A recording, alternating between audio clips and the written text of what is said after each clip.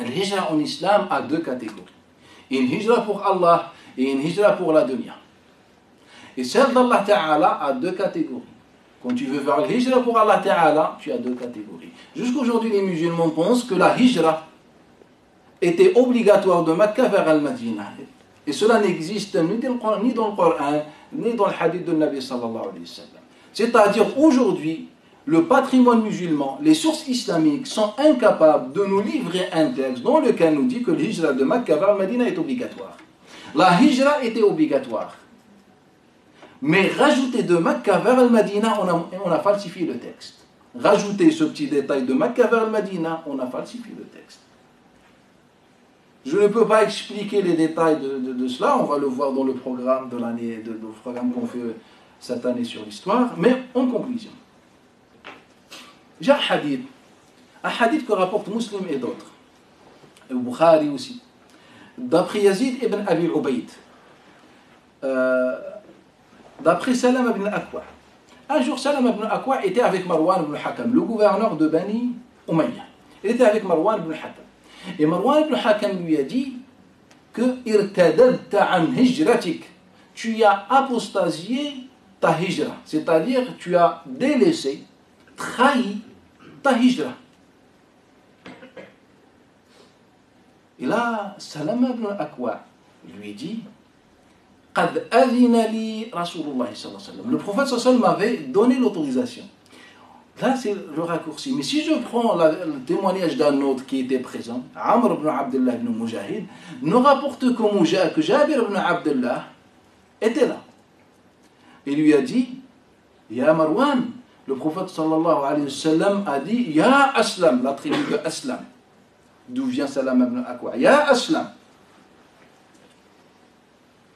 ne vous prenez pas la tête dans le sens si vous préférez vivre ou si vous voulez vivre dans Ash-Shi'ab, c'est-à-dire loin de Madina, dans la campagne ou comme vous voulez.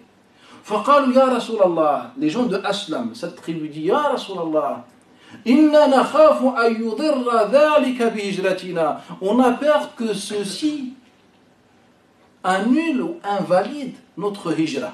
Tout ce qu'on a fait comme hijra avec toi, on a peur que cela invalide notre hijra. Et là, le Nabi sallallahu alayhi wa sallam, il dit, là où vous êtes des muhajirin.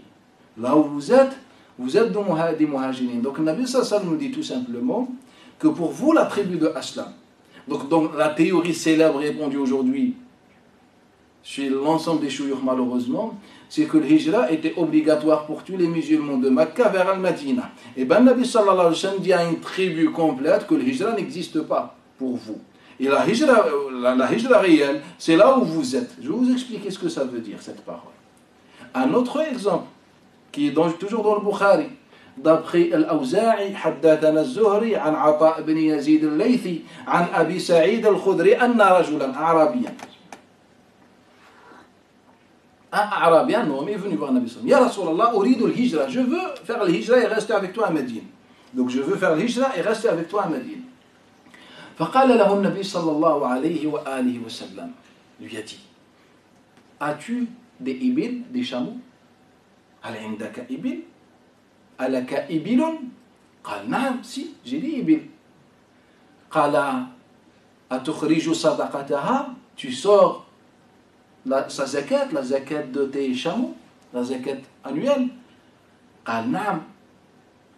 Et là, le Nabi sallallahu alayhi wa sallam lui dit, vis dans le sens, vis même derrière les océans, derrière les mers. Tu es muhajir. Donc, un homme voulait faire le hijra et rester avec le Nabi sallallahu alayhi wa sallam à Médine. Le Nabi sallallahu alayhi wa sallam lui dit, est-ce que tu donnes zakat? C'est juste un exemple, un symbole. Est-ce que tu fais ce que je vais vous raconter dans le hadith suivant? Est-ce que tu fais certaines choses? Il dit naam. Et là, Nabi sallallahu alayhi wa sallam dit, là où tu es même derrière les océans, derrière le mawara al-bihar, comme il dit Nabi sallallahu alayhi wa sallam, tu es muhajir. Aucun problème. Et bien, qu'est-ce que la hijra? Et bien, la hijra, Nabi sallallahu alayhi wa sallam nous l'explique. Dans le hadith que rapporte l'imam Ibn al-Lamash, في تاريخ دنيسر, dans les chroniques de Dunaysir, et l'imam al-Tabarani, l'imam al-Tabarani, et d'autres d'après Ibn A'id, Bakr ibn Abdullah al-Muzni, les deux d'après Abdullah ibn Omar. Il est rapporté aussi par Shu'ba d'après Amr ibn Murrah, d'après Abdullah ibn al-Harith, d'après Abdullah ibn Amr ibn al-As. Bref, c'est un hadith notoire. L'objectif aujourd'hui, ce n'est pas de détailler cette question, mais juste je vous donne le résumé. أن النبي صلى الله عليه وسلم قال الهجرة هجرتان. Les migrations sont deux, ou bien à deux catégories. Al-hijra, hijratan. On a deux hijra en islam. Hijratul hadiri wa hijratu al-badi. La hijra de l'hadir et la hijra de l'badi. On ne s'intéresse pas au sens de l'hadir et au sens de l'badi, car le prophète va nous expliquer le sens exact. قال أما هجرة البادي. Pour la hijra de l'badi, l'immigration de l'badi, فهو من إذا دعي أجيب وإذا أمر أطاع. La hijra de l'badi, c'est de celui qui répond à l'invitation ou à l'appel et qui obéit aux ordres. Regardez la parole de Nabi sallallahu alayhi wa sallam. Donc la première catégorie, c'est de ceux qui répondent à l'appel et obéissent aux ordres. Wa hijratul hadiri, et la hijra de l'hadir, fahiya al-a'zamu bilya. Dans le riwaya al-ashaddu bilya. Et la hijra de l'hadir, c'est là où il y a plus d'épreuves. C'est pour ceux qui seront le plus éprouvés dans le sens du hadith de Nabi sallallahu alayhi wa sallam. Nabi nous dit qu'il y a deux catégories de l'hijra. Il y a le hijra des gens qui veut dire l'hijra des gens qui répondent à l'appel et qui obéissent aux ordres. Donc ceux qui ont ces deux principes, ils sont dans la hijra. Mais il y a une autre hijra plus importante, plus méritoire, plus pertinente, c'est celle de l'hadir. Et celle de l'hadir, ce sens-là a été expliqué par d'autres hadiths qui sont notoires. Je vais vous résumer car ça va prendre beaucoup de temps, sera détaillé dans le programme. Le Nabi sallallahu alayhi wa sallam nous dit qu'il y a deux gens. Il y a l'élite qui représente al-hadir, c'est-à-dire la catégorie de ceux qui réfléchissent, qui pensent, qui mettent en place des projets, etc. La première hijra.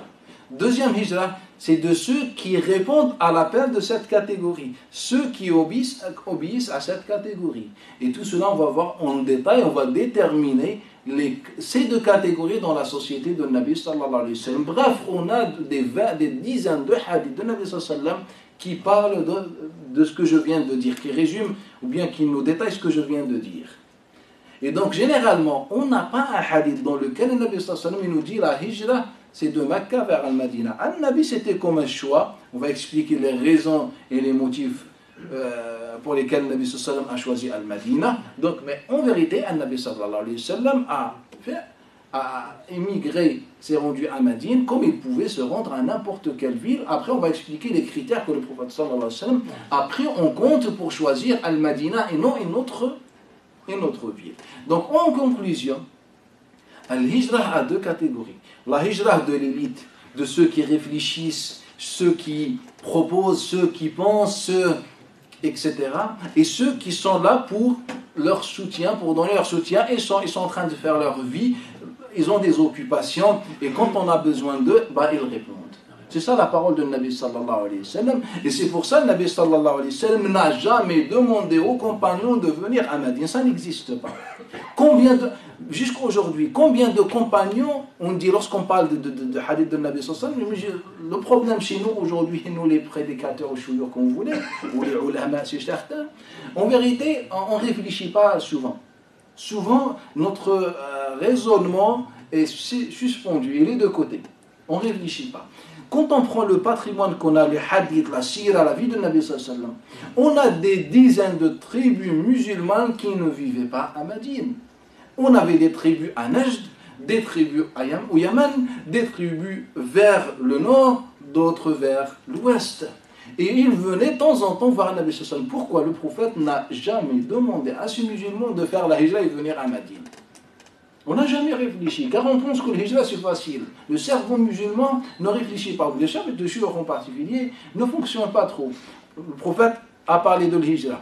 Et après, qu'est-ce que le prophète a fait? A quitté Mecca pour se rendre à Madine. Donc tout simplement, le hijra c'est quitter Mecca à Madine. Et c'est pour ça que les savants viennent nous dire que le hijra est abrogé de Mecca vers Madine. On a fait un patrimoine, on a des chapitres et des chapitres dans le livre, alors qu'ils ne sont pas dans le sens des hadiths de Nabi sallallahu alayhi wa sallam. Et aucun moment ils se sont pris la tête pour voir les hadiths de l'hijra et de réfléchir pourquoi Nabi sallallahu alayhi wa sallam a dit ça. Pourquoi Nabi n'a jamais demandé à ses tribus de venir à Madine? Pourquoi il n'a pas empêché les compagnons qui ont quitté le Madina? Pourquoi il leur a pas dit il ne faut pas quitter Al-Madina, on est dans la hijra? Au contraire, Nabi sallallahu laissait tout le monde. Combien de les délégations qui venaient voir Nabi sallallahu et qui retournaient chez eux, pourquoi Nabi ne leur disait jamais il faut rester à Madine, c'est la hijra, il n'y a pas le hijra de Nabi sallallahu alayhi wa sallam, c'est cette hijra dans ce hadith, ou bien ces hadiths-là.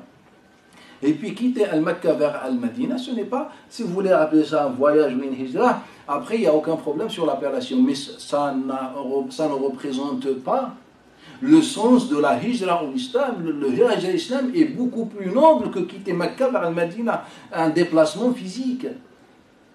Et je pense, si les musulmans aujourd'hui, je pense que c'est le sujet le plus fondamental dans notre dîn, cette question. Moi jusqu'aujourd'hui, je ne vois pas un sujet plus important que ça dans le dîn. Sur le sens, le concept et l'essence de la hijra en islam. Je ne connais pas un sujet plus fondamental, mais on n'a pas le temps de